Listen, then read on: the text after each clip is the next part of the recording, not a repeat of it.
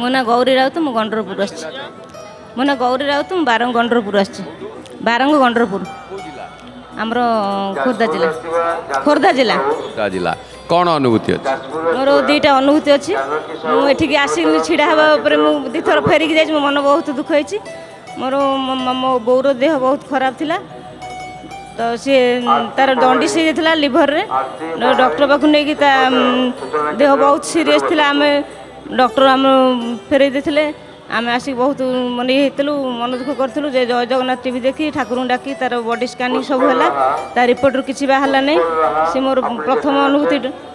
ଆଉ ଗୋଟେ ମୋର ଅନୁଭୂତି ଅଛି, ମୁଁ ଆର ଡିସେମ୍ବର ଆସିଥିଲୁ ଏକାଦଶୀକି ବାହାରିଲା ବେଳକୁ ମୋ ବାପାଙ୍କର ଦେହ ବହୁତ ଛାତି ପେନ୍ ହେଲା।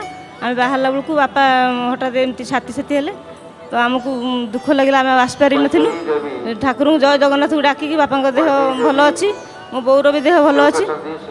ଆଉ ବହୁତ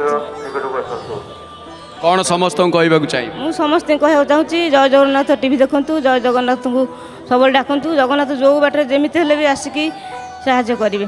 ଜୟ ଜଗନ୍ନାଥ ଟିଭି ଦେଖନ୍ତି ଆପଣ?